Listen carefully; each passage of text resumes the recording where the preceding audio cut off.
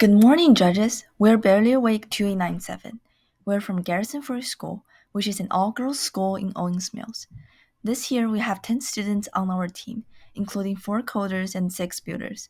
We also have one of the students doing outreach with me. Without further ado, let's start with our mechanism. Our mechanical design serves to assist our control system, which is a highlight of a robot for this year. Our design principle for this year is lightweight. We use empirical methods to ensure the best performance of each mechanism.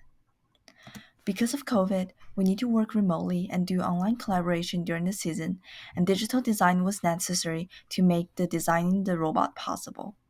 So this is our chassis. The Mecanum drivetrain enables our robot to slide horizontally and enables us to use Roadrunner during the autonomous period. The shortened width enabled our robot to drive around the barriers, reducing the potential of malfunction. And next is our intake. Through trials and errors, we devised an intake system that is both fast and efficient.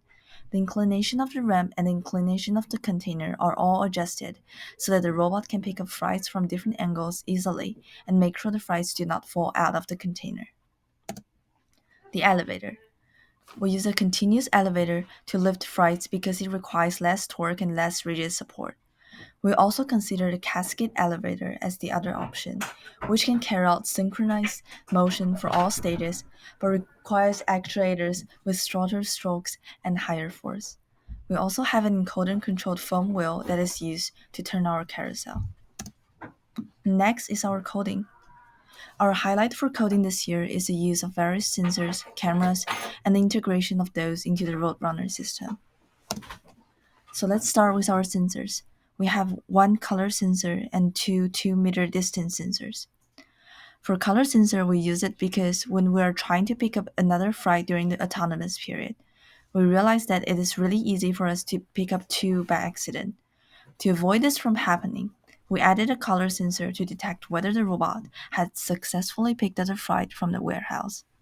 During our attempts, we realized that the place where we mount the color sensor was also important because the distance needs to be short enough for the color sensor to work accurately, and also the sides need to be unobstructed.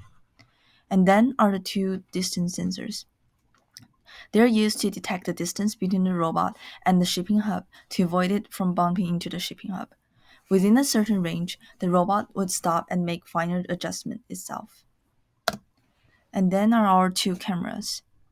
They serve 2 functions throughout the game: to identify the object and to recognize the navigation image on the wall. So for object identification, we train our TensorFlow into recognizing our team shipping element based on the Vaforia framework. We first prepare the datasets through 3 steps: scan, clean, label. By taking photos from different angles, we made sure our robot has good generalization ability. Afterward, we feed the pictures to the chosen algorithm and evaluate its performance. And since we have 2 switchable cameras, we use one on the front to see navigation images, which help us to identify their location on the field. We use so to calibrate our localization in the field throughout the game. And next is our Roadrunner system. We use Roadrunner as the framework for our autonomous period, which enables us to plan our trajectory within the coordinate system. Our drivetrain encoder and IMU work together to produce a trajectory like this. And this is shown through the animation over here. By feeding back the values to our algorithm, it enables our robot to know the exact position of itself as well as its heading. However, sliding causes the encoder to be inaccurate, which makes the calibrations through navigation image very important. The last is our driver-controlled enhancement. Our driver assistant functions not only make driving the robot easier for drivers, but also enable them to have the holistic view of what is happening on the game field. And these 3 are the 3 main driver enhancements we have throughout the game. Thank you for listening.